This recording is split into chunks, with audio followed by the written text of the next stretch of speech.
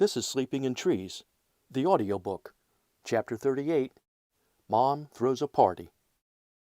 "I think we should have a rock and roll band party," Mom offered up with enthusiasm. Before too long, she would come to rue the evening she uttered those 11 words. It was her idea from the start, and quite frankly, no one ever figured out how or why she conjured it up to begin with. But we did have a smattering of evidence that supported some suspicions. Basically, Mom loved music, particularly rock and roll. Elvis was her heartthrob, well into the late 60s. Though being assaulted relentlessly and increasingly by the Beatles, the Rolling Stones, Herman's Hermits, and James Brown, she held firm in her steadfast allegiance to the pelvis, and persistent in her propensity to continually play his music at high volume day in and day out. One could venture to the furthest corner of the patio, and even out to the garbage cans by the garage, and yet still the melodic vocals and risque lyrics of the Hound Dog would be wafting across the airwaves. Perhaps this is why Dad spent countless hours inventing things in his workshop laboratory, populated by loud machines and situated at the very back of the house. Mom also loved a great party. We were lined up at the long dinner counter facing the kitchen one evening, my parents safely seated at the mahogany bar 10 feet away, when she announced her bold idea. Dad, enjoying a scotch and water in mid-sip, spit it right back into his highball glass and placed it softly back down on the bar. His head swiveled slowly her way, eyes wide and brows arched, suggesting he either didn't quite catch her remark or thought she could not possibly have said what in fact she had. Since the Beatles' flashy arrival on the American scene in 1964, more and more local bands were being formed. By 1968, with many hours of practice, some had become fairly proficient in producing the kinds of sounds we liked from electric guitars and drums, even though few of them could even read music. As Dad tediously reminded us, they might play ear-splitting rock and roll, but most were musically illiterate, just like the Beatles. To his frustration, his criticisms and predictions of fleeting fads fell consistently on deaf ears, and to Mom's dismay, it seemed that no Elvis tunes resided among the budding band's musical repertoires.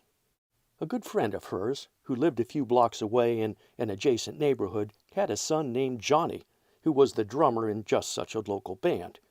They were solid with a great sound, as evidenced by growing bookings at anniversary parties and weddings in the neighboring area. Her friend made it clear that his band was busy and rumored to be pricey. Better book them soon. That evening, we were dining on rather tough and strange-tasting hot dogs, accompanied by canned baked beans. Dad had recently come across a new gadget promising a new method for cooking hot dogs, and he was eager to test it out on us. No one knew where he had picked it up, but we all suspected Dan's Hardware was the source. It was a bit surprising to hear him explain how the device cooked up 6 dogs at a pop, but not in the traditional sense. No grilling, no open fire with pointed sticks, no steaming and no frying mess. Instead, it actually electrocuted the poor things.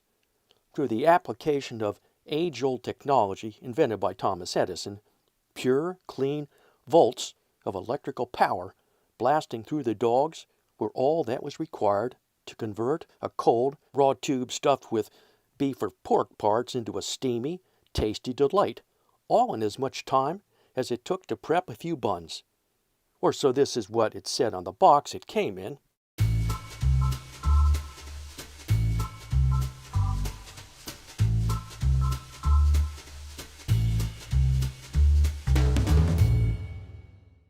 Here is how it worked. A white plastic tray with a clear plastic lid, best to optimize the viewing of the event, had 12 steel-pointed prongs that faced one another on each side. A thawed hot dog was stabbed in the end by one prong, and then bent in an arc and stabbed again in the other end by the opposing prong. No leather ankle or wrist straps were required. This arrangement apparently completed some kind of electrical circuit, much like if one standing on the top of a train grabs hold of the live electrical cable powering it, or sits on the living room floor while inserting a bobby pin into an electrical outlet. When the gizmo was loaded, 6 hot dogs were prepped as they reclined in their own miniature electric lounge chair. Then, just plug it in. No on and off switch was available or really even needed.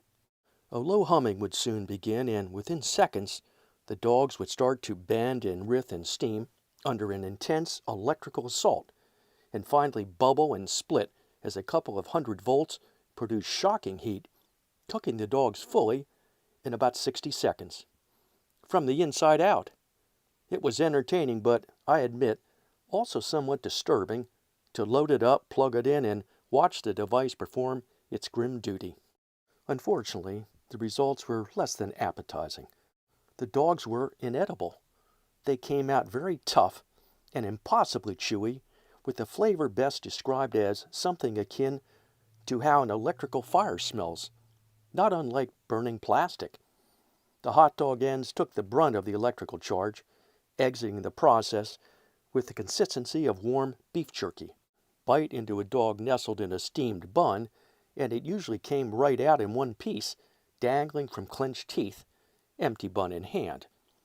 I wondered how thoroughly the product development team had tested their miracle product. It was also incredibly dangerous. If the user, by happenstance, touched 2 of the opposing prongs simultaneously with the device accidentally still powered up, it would do its best to cook that person just like it would any other dog. Watching Dad's inaugural test, my brothers and I stepped back a few feet and quickly concluded that on hot dog night, dinner prep would best be left to well-trained adults. Even Lobster kept his distance from the gadget. I only witnessed the hot dog shocker in operation once. One day, a few weeks later, I spotted it discarded under a couple of empty egg cartons in the garbage can out by the garage.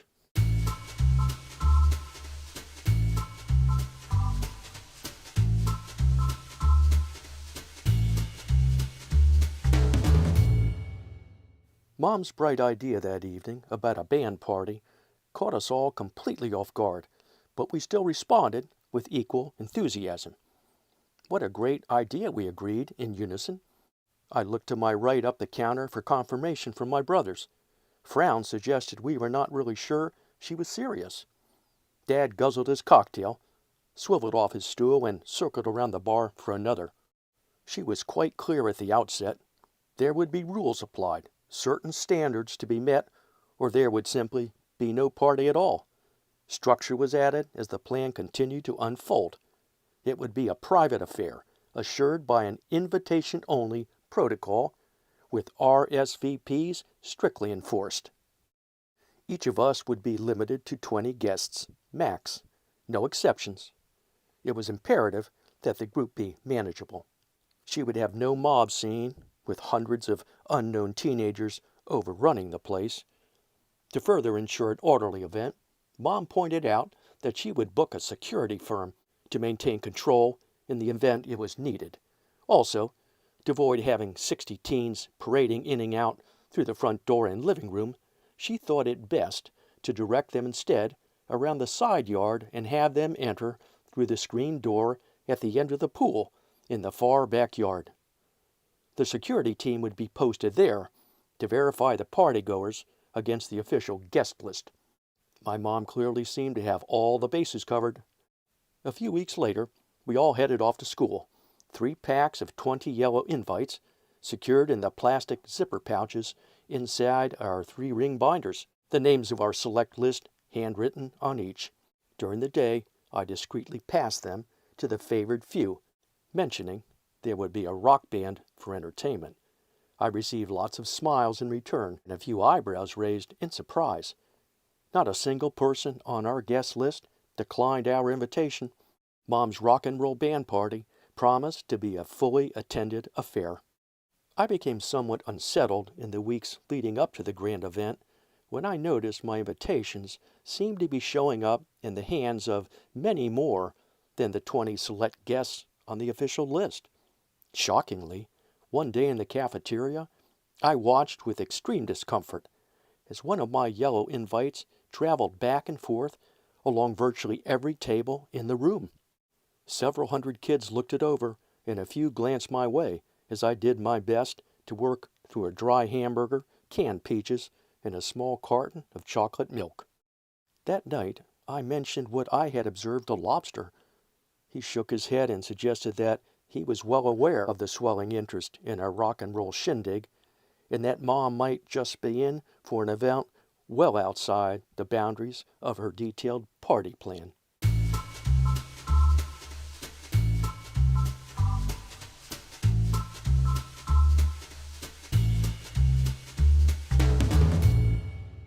The special Saturday was soon upon us.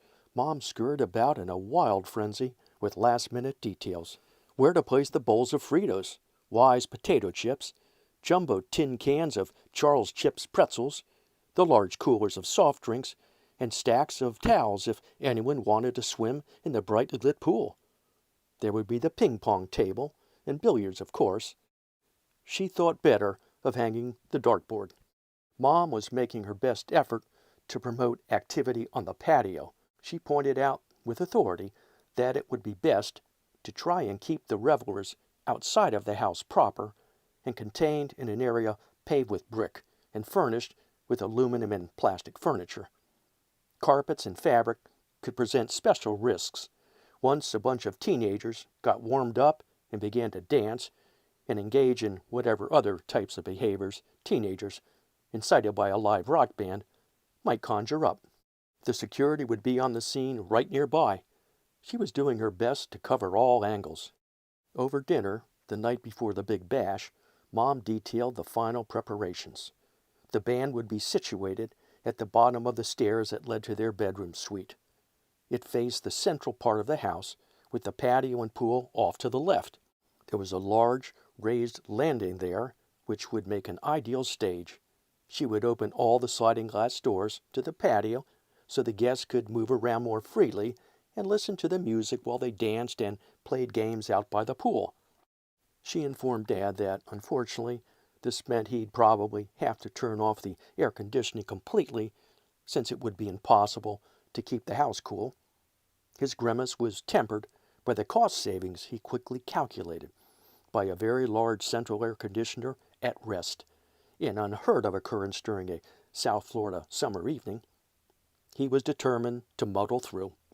They both agreed that this was our party, not theirs. Once underway, they would not meddle or hover, but would retire to their bedroom upstairs, close the series of shutters that normally enabled them to view the happenings below, and leave us all alone. The music was to stop at 11 p.m. sharp.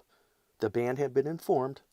Mom and Dad would then come down and make sure all was in good order, accept the many heartfelt offers of appreciation, and wish the guests a gracious good night.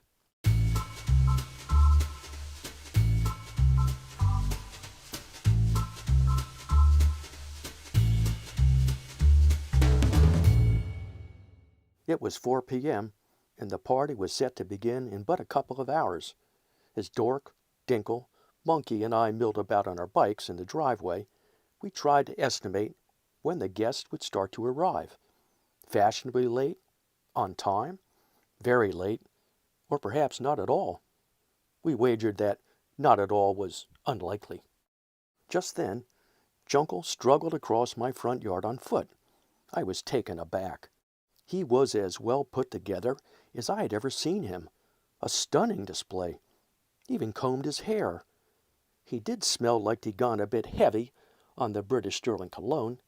Only his bar mitzvah attire had been more impressive, but his mother, Estelle, was behind that.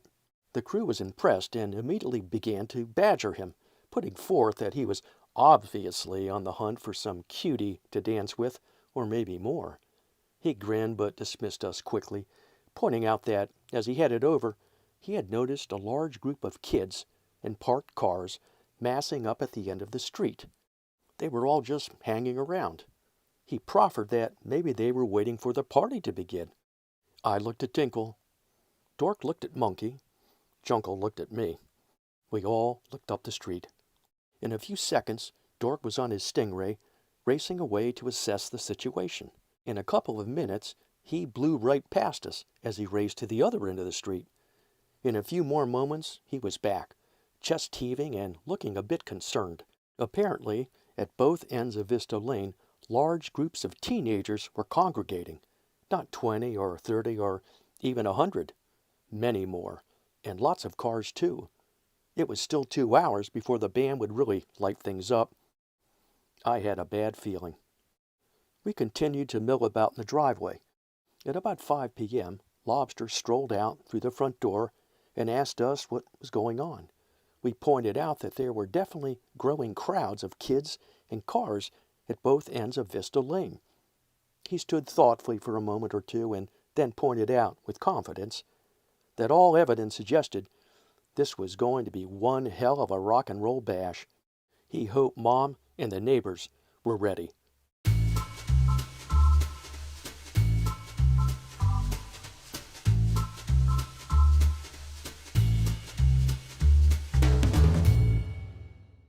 A tiny car rolled slowly down the street and stopped in front of our driveway. A large man poked a small head out through the driver's window and inquired if this was where tonight's party was to be held. I confirmed with a nod and a yep. He pulled in and parked. As he struggled to pry himself out of the car, my mom walked out on the front porch. She had been monitoring the activities through parted curtains in the living room. Standing upright now, the man towered over the little vehicle. I noticed an unmemorable name of an obscure company stenciled on the side. He wore black pants, loosely secured by a wide, shiny black belt, grubby work boots, and a short-sleeved shirt emblazoned with a logo on his left breast pocket. A bright gold badge adorned the right one. Very official. With as stern a countenance as he could muster, he looked our way and uttered just 2 words. "I'm security." The crew and I traded glances at one another and then the ground. Mom asked about the rest of the security detail. With no response, he lumbered along, head bowed, and followed her inside. The front door closed with a thud. The band's impressive van soon rolled down the street, towing a beautiful, custom-painted trailer, confirming they exacted a premium price for a few hours of work. Johnny, the smallest drummer in my recollection, was at the wheel. I was struck at that moment how Ringo was also small in stature. Me too. Perhaps it was part of a percussionist's DNA. I told them to just drive around the side of the house to the back. Security was on duty and would take it from there. Within the hour, everything started to change all at once and in a hurry. It was growing dark. We were relegated to greet the legitimate guest at the front door and then guide them around through the backyard.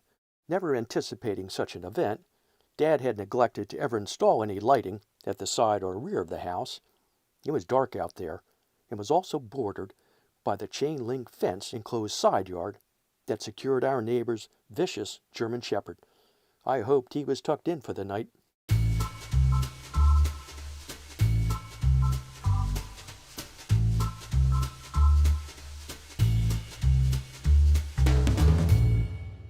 Cars kept pulling into the driveway as eager parents dropped off our even more eager teenage guests.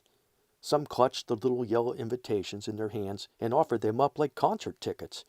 As I moved back and forth across the lawn, the crowds that had massed at the ends of the street were clearly moving increasingly down the street from both directions and converging in the middle, our front yard. Cars were on the move too, slowly creeping towards the house. They'd ease into spots in our neighbors' front yards, kill their engines, and shut off their lights. One mystery had been solved. Our party guests would be arriving on time. Mom bumped into me at the front door, wearing a nervous smile. I asked her how the security detail was coming along. She said I met security. I cocked my head with a squint and a twisted frown. Sensing my surprise, she said there were supposed to be more on tonight's squad, but they hadn't shown up for work that day. The big man in the little car was it. The pit in my stomach clenched into a knot. Mom mumbled something about the dogs and skittered away. With an earth-shattering explosion, the band hit their first chords in concert with Johnny the drummer's full, all-out assault on his skins. I believe the ground shook. To warm up, they dropped right into a new Bee Gees release, I've Got to Get a Message to You, a haunting melody with lyrics about a convict heading straight for the electric chair while he tried in desperation to share his last message of love and longing with his missing girlfriend. How moving, I thought. That will set the mood. I headed inside and abandoned the greetings to whomever desired to welcome the guests at the front door. Ding was holding court with a few cronies on the living room couch, which was a major affront to Mom's plan to herd the partygoers out onto the patio. He seemed oblivious. I had not spied Lobster since his sober observation in the front yard right before dusk. The last I would see of Mom for the next few hours was her squeezing past the bass player on the landing and bounding up the steps to the master bedroom suite, 2 at a time. As I dodged the revelers to get through the living room and dining room, I realized that I recognized only a scant few. How could this be with 60 invitations and RSVP strictly urged? Obviously, many guests had suspended Mom's rules and were operating under their own general guidelines. Her plan appeared to be unraveling already, and at an accelerating pace. As I gazed upward, I noticed Dad peeking through one of the bedroom shutters, only to close it again ever so slowly once he realized I'd spotted him. I said hello to a few partiers I actually knew and walked out to the patio to retrieve a cold Coca-Cola from one of the overstuffed and neglected coolers. Looking around, it appeared that a major party was now well underway. I was struck by how quiet and peaceful it had been just an hour earlier as I hung out on my bike with my crew in the empty front yard.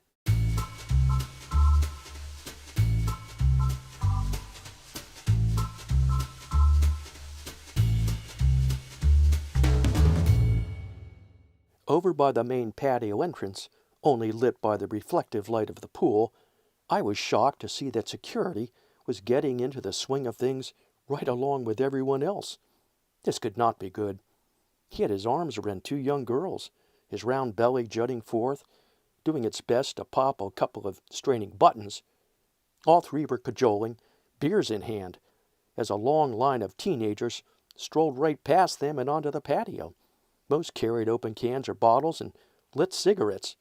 My mom had neglected to consider supplying ashtrays, increasingly apparent as an egregious miss in her meticulously planned operation.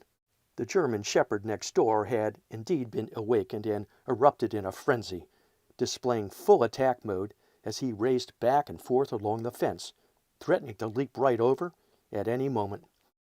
I noticed the official guest list lay crumpled on the edge of the grill. Down behind it, well out of sight, I spotted Mr. Horrible, mostly obscured behind a decorative shrub, smirking and sipping on a cold Coca-Cola as he observed the action. He might have just had the best lookout of all. An experimental black fiberglass racing pram Dad had built, but was banned by the racing committee for being too light, much too fast, and fitted with a very clever self-bailing system, had ended up as a pool toy a year before. It had been commandeered early on by a young couple, beers and cigarettes in hand. They drifted about the pool, now becoming a giant litter bin for discarded cans and butts, their private gondola floating upon waters quickly becoming no less polluted than many a Venetian canal. The band pounded out their tunes. Soon, the rock and rollers kicked into a high-energy set, laced with a variety of Rolling Stones, Led Zeppelin, and the Rascals hits. The house really started to shake. Alas, still no Elvis, no Everly Brothers, no Turtles. They cranked up the volume. I wondered momentarily how my parents could possibly be sitting in their bedrooms upstairs reading, not 30 feet from the ear-splitting racket. Maybe they both had already jumped through the 2-story window and raced away into the night. It would be a risky tactic, but I could envision sufficient motivation. As I wandered through the crowds of revelers, I noticed Monkey on a sofa in the softly lit family room, surrounded by three lovely young girls. They were enraptured as he worked them diligently, with his magical pearly white smile offset by his natural bronze tan. I could not imagine at what point he had developed these new and impressive skills. Dinkle was dancing up a storm with two striking blondes right in front of the band. Where had he learned to dance like a rickety cricket? I surmised he would be deaf for days, and guessed he would not care. Even Jungle was somehow having a serious conversation, leaning in close to an attractive brunette while sitting at our dining room table, sipping on a warm Mountain Dew and munching on the only two chips remaining in the house. Ding, Cricket, et al. Remained planted on the living room sofa, precisely where they'd begun the party. Lobster was still missing. The shocks of this evening were many and continued to escalate, right along with the volume of the PV amps pumping through massive black speakers.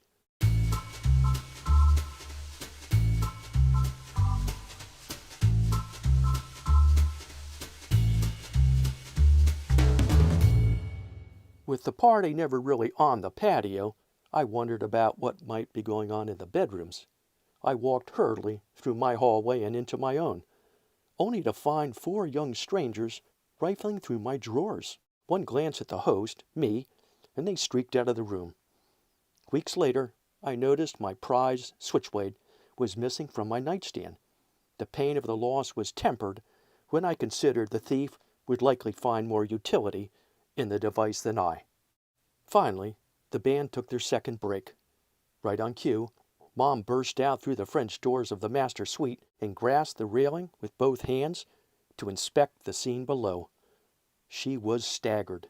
Her tightly orchestrated rock and roll band party, planned to the tiniest detail and executed with military precision, had quickly become unglued and disintegrated into a complete morass as hundreds of teenagers from all over the area descended upon our home.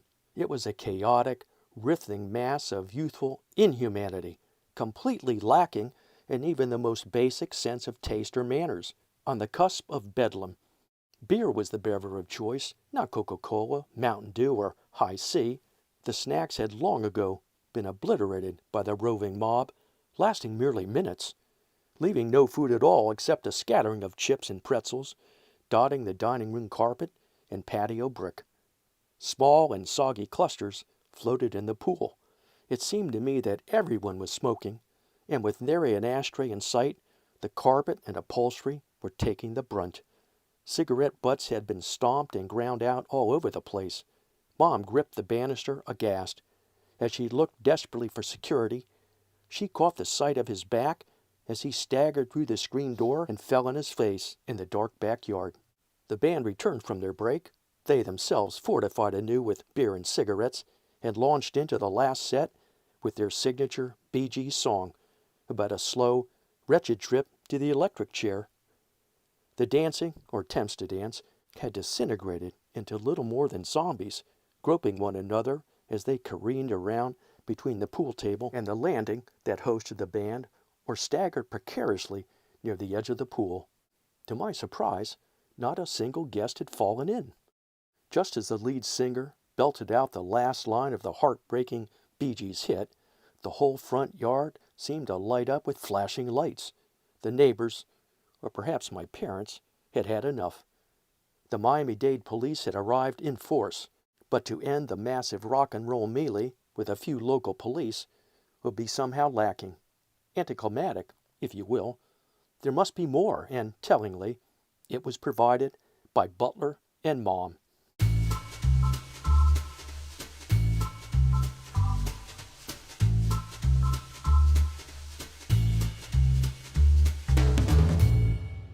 As the patrol car's light bars flashed and the officers began their front yard sweep, Mom came sweeping down the stairs herself.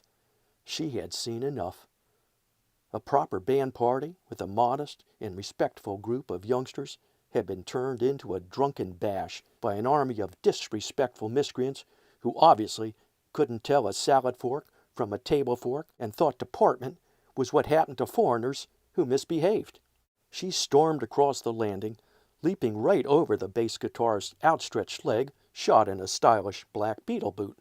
At that very moment, Butler, hanging out in the crowded living room, had finally pushed some bully's hot button once too often, and was sucker punched in the mouth. He careened backwards over the coffee table and landed among a group of drunks. Beers spilled and lamps crashed down. Butler, hardly one to wilt under threat, was right back at him, fists flying, and they tangled and grappled like pythons as they rolled around the living room, upsetting anything and anyone in their path.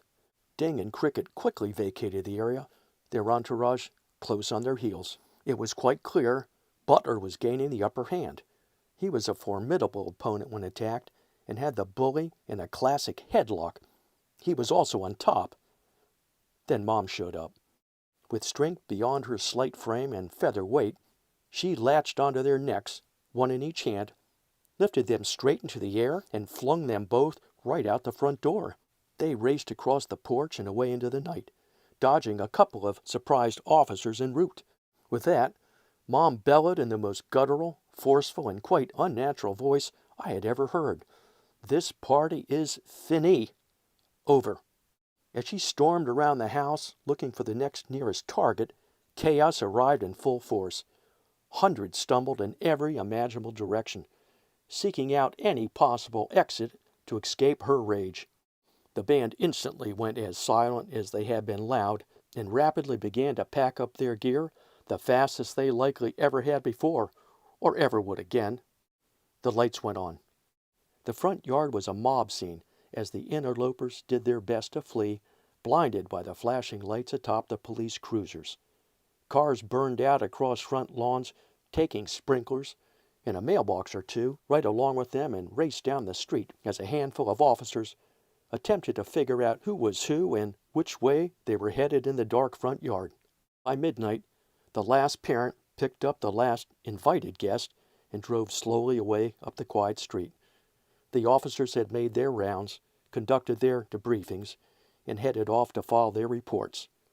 The band was long gone, custom trailer in tow. Security was missing. For all I knew, he was out cold, sleeping under a hedge in the backyard, and I couldn't have cared less. Pesky insects and hopefully a land crab or two would rustle him out by morning. All was impossibly quiet. My ears rang. A small group of hosts sat in the living room, quite in shock, bleary-eyed, and quietly surveyed the landscape. It was not pretty, a colossal mess. To me, it appeared that our guests, and many more interlopers, had basically dropped by, lounged on every available surface in the house, smoked cigarettes, ate potato chips, and drank copious quantities of beer. Some danced, others cavorted. Their discards littered the counters and floors as far as we could see, and beyond. Daylight would give us our first glimpse of the yard and patio. I winced even thinking about it. Mom polished off a final nightcap, mumbled a good night, and slowly dragged herself up the stairs to bed. This time, one step at a time. Monday at school, more kids than I could count pulled me aside to tell me that everyone was saying the Brown Rock and Roll Band Party was the best one of the year. Thus far, Lobster and Ding had heard the same, and word had it that a small posse of delinquents was on the lookout for Butler. That night, over a dinner of rice-a-roni and chicken, we excitedly reported the news to Mom and Dad. They were sullen and quite unimpressed. It was a Saturday afternoon, and given a second chance, Dad would have much preferred to go out into his shop and invent something. It's up next, Chapter 39, and it's called Roundabout.